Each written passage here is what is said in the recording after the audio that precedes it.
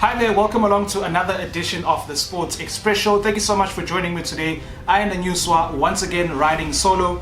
Today I'm going to be looking at some action from this past weekend as far as rugby is concerned and cricket. Of course, we did see South Africa up against the British and Irish Lions in the first test match, and we also saw the Proteas recently concluding their tour of Ireland. So I'm going to be covering just that briefly in this video, and if you are joining us for the first time, make sure that you hit the subscribe button and the notification bell to get all our videos when we upload them on a weekly basis. Alright, so I'm going to start now with some action from this past weekend as far as rugby is concerned. So we did see the start of the long-awaited Lions series. The Springboks of Bafana Bafana, the world champions, up against the British and Irish Lions, the first of 3 test matches happening at the Cape Town Stadium.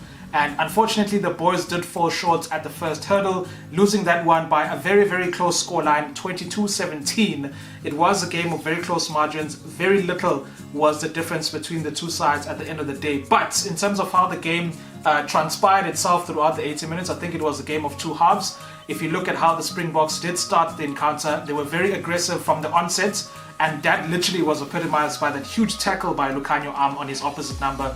And it was a really, really good start by the boys. Obviously, Andre Pollard getting all the points for us in the first half, taking us to 12-3, a 12-3 lead rather in the first half. At halftime, we were leading by that scoreline, and then the Lions in the second half were a completely different side, absolutely different side compared to how they played in the first half. In the first half, they were a bit sluggish, they were a bit complacent in terms of how they were playing, but in the second half, they were setting the tone, they were the aggressors, and they brought the game to the Springboks.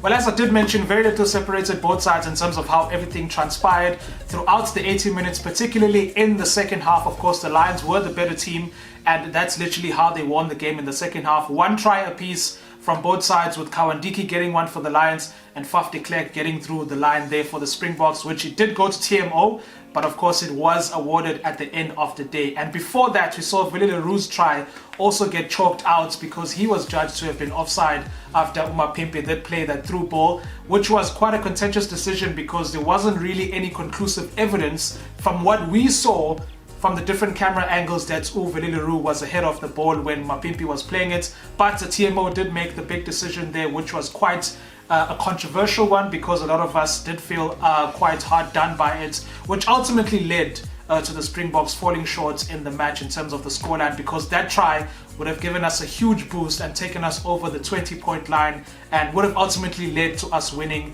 the match. But ultimately the boys did fall short. And what I liked particularly in terms of what happened was afterwards, when they were having the interviews and the reflection on the match itself, I did find that a lot of the players, especially the captain, Siya Kolisi, did take a lot of responsibility about what happened in the match. The boys were honest enough to say that they did fall short in many battles within the second half, in particular, looking at the fact that they gave away a lot of penalties, a lot of decisions went against them, and that was due to their lack of concentration and uncharacteristic mistakes from the boys. And also the director of rugby, Rassie Erasmus / Waterboy, was also reflecting on the game, and he did congratulate the Lions for the win, and also reflected on what happened in the match, and they gave a good account of themselves.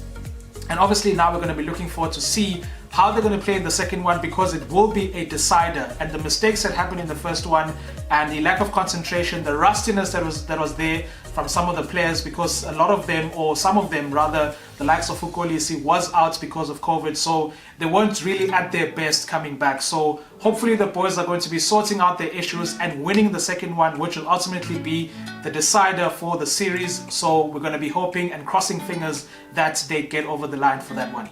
Alright, so I'm going to wrap it up now looking at some cricket action from this past weekend as far as the Proteas are concerned. Of course, the boys did wrap up the series against Ireland, the T20 series there, winning that one by 3-0, a complete whitewash of the Irish, which is obviously the last one before we jet off to the UAE for the T20 World Cup.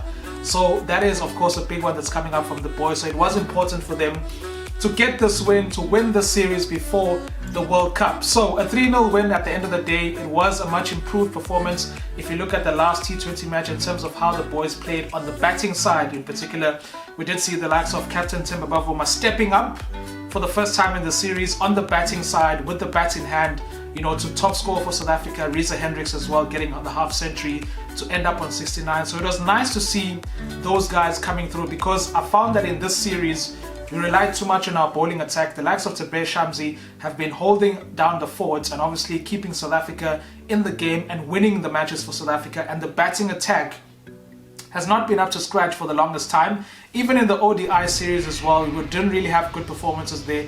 Obviously, the likes of Quinton de Kock were able to put in some good scores, and basically there wasn't much consistency from the batting lineup as a whole.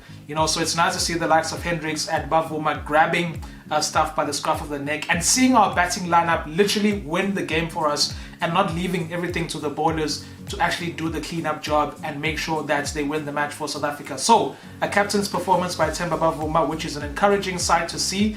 It is the last match before the World Cup, so the captain can take that kind of performance as a morale booster going into obviously the World Cup in the UAE that's coming up later on this year, which now is going to give quite a headache for the coach Mark Boucher, because he has to choose now who's going to represent the country and also finalize his batting lineup, because I still feel like we're not really sure in terms of our order, because we have so many inconsistent performers who are capable of putting in a good shift. The likes of David Miller, who got his 75 obviously in the second T20 match, but of course the guys are not the most consistent in terms of how they play, so we do need to get the consistency going within the team to make sure that the guys give a good account of themselves in the T20 World Cup. But it's going to be coming up later on this year. We are done and dusted with the series now. We're going to be seeing how the boys are going to fare up in the World Cup, so it's very hard to judge these players based on how they performed against Ireland. I know Ireland, no disrespect to them, they're not really the best nation when it comes to cricket in the world, but if you remember before this series we did play against the reigning world champions for the T20, and that is the West Indies, and we did beat them quite convincingly there, and that is something that the boys can take forward into the World Cup as a morale booster, and that is something that we can take as a morale booster as a nation, given the fact that the boys are capable of pulling in a good shift and putting in good scores. But the issue now is always consistency going forward. So you may win the first one, but now they have to kick on and make sure that they win back-to-back matches and they win series. And also going into this one, they need to win their matches in the T20 World Cup. It's not going to be easy, but of course they are capable. We all know that they're capable, but the issue now is the consistency on the batting lineup more than anything, to make sure that they compensate with the bowlers and put in a good performance on all sides. And that's where I'm going to leave this short review of what happened this past weekend as far as rugby and cricket is concerned. Of course, we are going to be looking forward to see how the Springboks are going to fare up in the second and the third test against the British and Irish Lions. Hopefully, the boys are going to be able to get over the line in the second one to make sure that we take it to the third test, which will ultimately be the decider for this particular series. But the Proteas are going to be in action in the T20 World Cup. That's going to be coming up a bit later on, so we also going to be seeing how they are going to fare up. Of course, don't forget to hit the subscribe button and also like the video and hit the notification bell. From myself, I am the Newswa. I'll be back again next time. Adios.